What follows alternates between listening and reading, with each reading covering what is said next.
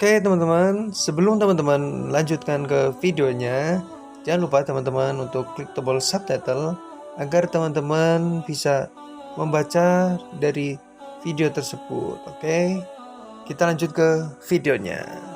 Yo. Bismillahirrahmanirrahim. Assalamualaikum warahmatullahi wabarakatuh. Kembali lagi bersama kita Rohmat dan Anton Channel. Jadi di sini saya akan melanjutkan kisah-kisah Nabi yang sebelumnya, yaitu Nabi Lut alaihissalam. Dan untuk saat ini saya akan menceritakan kisah dari Nabi Ismail alaihissalam. Perjalanan dari Nabi Ismail beserta keluarganya. Akan tetapi sebelum sahabat melanjutkan video ini, sahabat jangan lupa untuk like, comment, share, serta subscribe. Dan jangan lupa nyalakan notifikasi loncengnya agar sahabat tidak tertinggal updatean video-video terbaru dari kita, dan agar kita selalu semangat dalam memberi wawasan serta memberi pengetahuan kepada sahabat-sahabat semuanya. Oke, kita lanjut ke videonya. Nabi Ismail alaihissalam.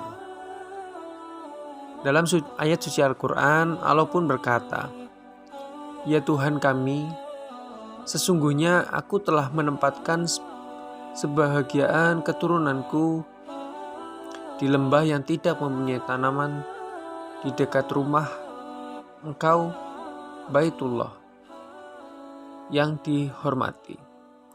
Ya Tuhan, kami yang demikian itu agar mereka mendirikan sholat.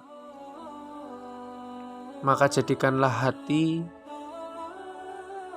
sebagian manusia cenderung pada mereka, dan beri rezekilah mereka dari buah-buahan, mudah-mudahan mereka bersyukur."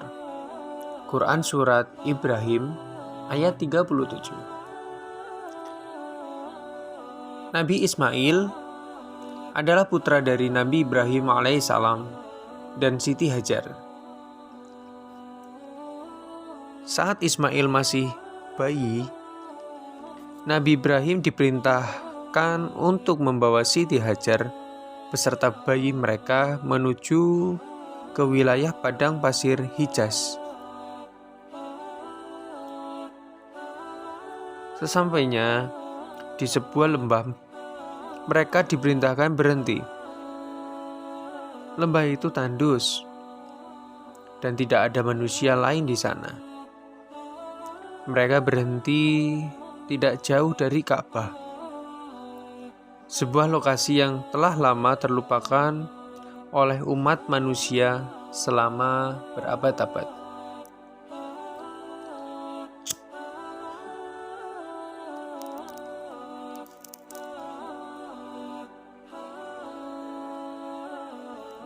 Nabi Ibrahim kemudian diperintahkan meninggalkan Siti Hajar dan putra mereka di sana. Dengan berat hati, Ibrahim harus meninggalkan istri dan bayinya yang masih membutuhkan kehadirannya. Namun, ketaatan Ibrahim pada Allah Subhanahu wa Ta'ala membuat dia berdoa,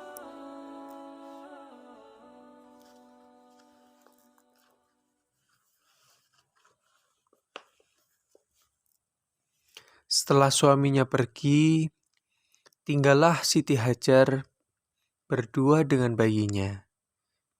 Bayi Ismail menangis, kehausan, dan sementara persediaan air sudah habis. Siti Hajar bangkit mencari sumber air. Ia berlari ke sana kemari dari Bukit Syafa dan kembali ke Bukit Marwah.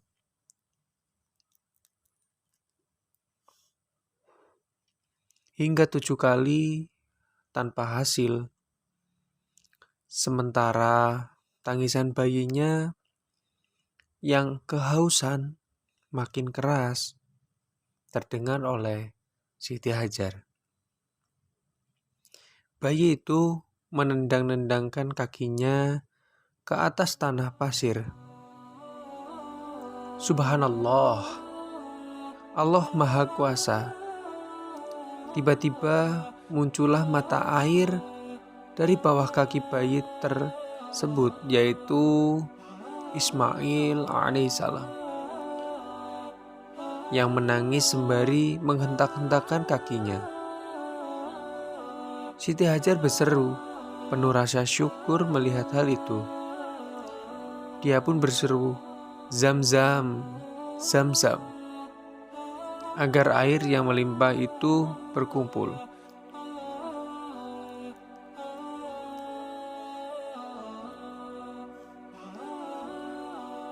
Itulah awal mula munculnya mata air Zam-zam, dan Zam-zam sendiri dalam bahasa Arab yang artinya berkumpul.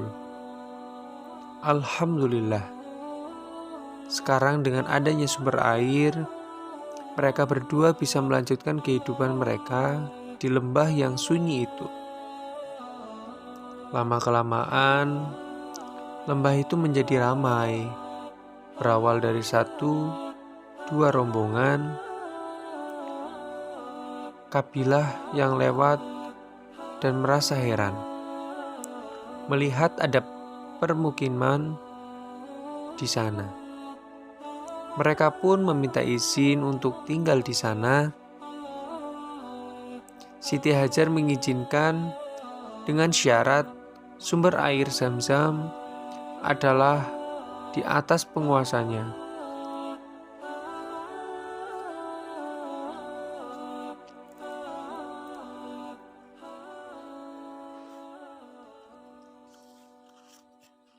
Lalu kita lanjut ke bab pengorbanan Nabi Ismail alaihissalam. Nabi Ibrahim datang mengunjungi Siti Hajar dan Ismail sesekali. Pada kedatangannya kali ini, Nabi Ibrahim bermimpi diperintahkan dan diutuskan untuk mengorbankan putranya Ismail oleh Allah Subhanahu wa Ta'ala. Ibrahim lalu memberitahukan hal itu pada Ismail dengan ucapan, "Wahai putraku, sesungguhnya aku bermimpi bahwa aku disuruh Allah untuk mengorbankanmu. Apakah pendapatmu?" Lalu Nabi Ismail alaihissalam pun menjawab, "Duhai ayahku, kerjakanlah apa yang diperintahkan kepadamu. Insya Allah kamu akan mendapatiku termasuk orang-orang yang sabar." Keduanya lalu berserah diri pada Allah dan percaya bahwa Allah tidak akan memerintahkan sesuatu selain untuk kebaikan manusia itu sendiri. Soalnya dek kudu ke video memori ini kudu akeh. Pada keesokan harinya, pada pagi hari ayah dan anak itu pun berangkat menuju puncak sebuah bukit.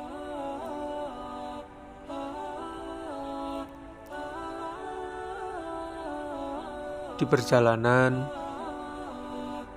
mereka dihasut oleh setan yang berusaha agar mereka membatalkan niatnya. Sungguh bodoh, jika kau mau mengorbankan putramu, ganti saja dengan yang lain. Allah tentu akan memahami. Kemudian salah satu hasutannya dari syaitan. Namun Nabi Ibrahim dan Ismail berpegang teguh pada keimanan mereka. Nabi Ibrahim melempari setan itu dengan batu, menyuruhnya menjauh. Hal itu terjadi sebanyak 3 kali. Alkisah, inilah awalnya mengapa saat melakukan dan melaksanakan ibadah haji, ada sesi yang bernama melempar jumroh, yaitu mengulangi kembali napak tilas Nabi Ibrahim dan Nabi Ismail pada dulu saat hendak berkorban untuk Allah. Di tempat-tempat itu dibuat tugu peringatan yang digunakan untuk melempar jumroh bernama Ula, Wusta, dan Aqabah. Akhirnya mereka pun sampailah di puncak bukit. Nabi Ibrahim pun bersiap, namun dalam hatinya sangat tidak tega, dikarenakan yang dikorbankan ialah putra sendiri, darah daging Ibrahim sendiri. Tapi apa boleh buat, jika Allah memerintahkan, memang harus dilaksanakan, dikerjakan. Karena Nabi Ibrahim alaihissalam dan Ismail alaihissalam taat kepada Allah Subhanahu wa taala, maka mereka tetap melaksanakan apa yang sudah diperintahkan oleh Allah Subhanahu wa taala.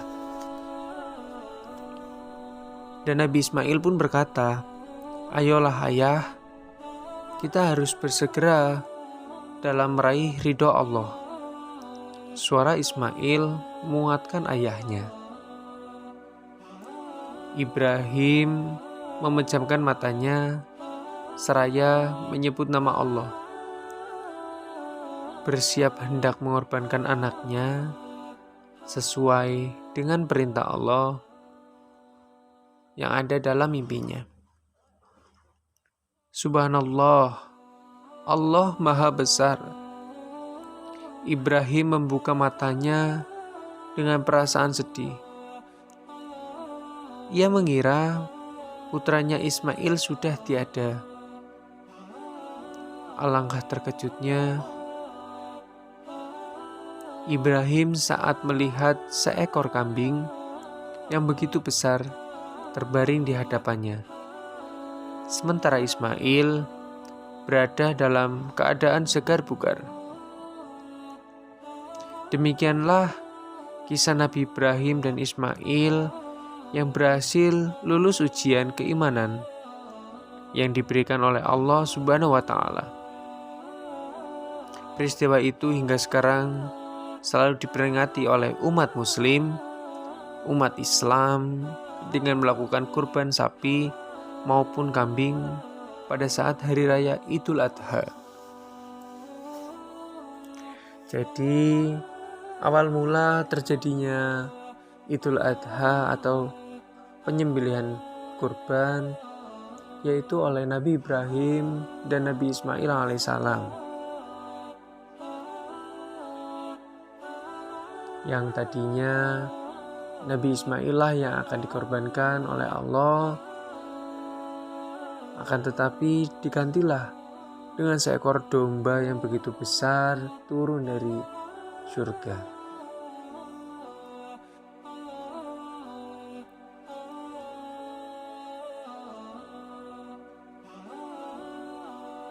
Untuk bab selanjutnya yaitu meninggikan Ka'bah. Nabi Ibrahim kembali mengunjungi Ismail alaihissalam. Dan kali ini ia mendapat perintah oleh Allah Subhanahu wa taala untuk meninggikan Ka'bah. Nabi Ibrahim bersama Ismail alaihissalam bersama-sama melakukan perbaikan Ka'bah.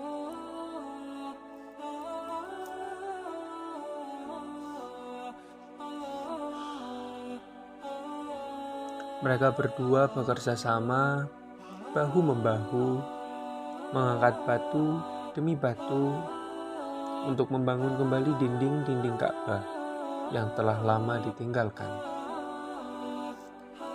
Saat bekerja tak henti, mereka menadahkan tangan seraya berdoa dengan penuh harap, "Ya Tuhan, terimalah kerja kami ini. Sungguh Engkau Maha mendengar lagi Maha mengetahui. Ya Tuhan, jadikanlah kami dan keturunan kami umat yang menyerahkan diri kepadamu." Ayat suci Al-Quran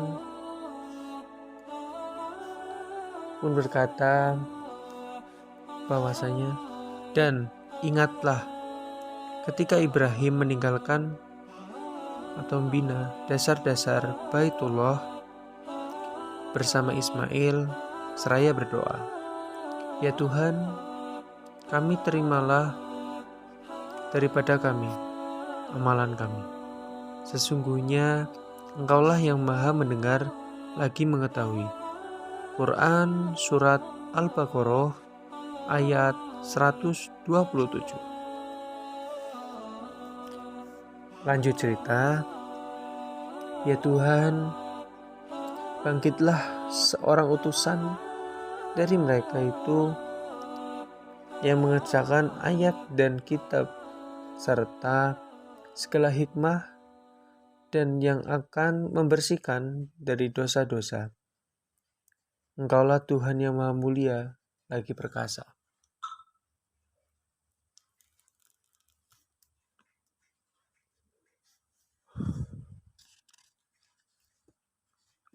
Sebelum ditinggikan dan diperbaiki oleh Nabi Ibrahim beserta putranya Ismail alaihissalam, bangunan Ka'bah itu telah lama ada.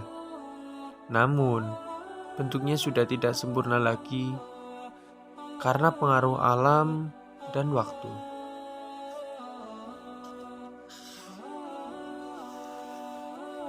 Setelah Ka'bah ditinggikan, Ka'bah diperbaiki, banyak sekali umat-umat yang berdatangan untuk melaksanakan ibadah haji sampai sekarang ini. Rumah Allah dan ibadah haji merupakan suatu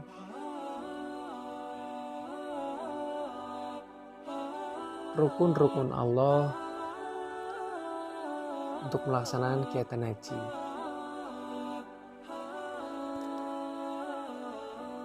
Ibadah haji merupakan salah satu dari kelima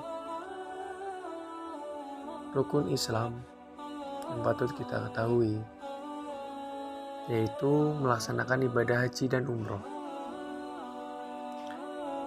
Jadi begitu kisah dari Nabi Ismail beserta Nabi Ibrahim dan ibundanya.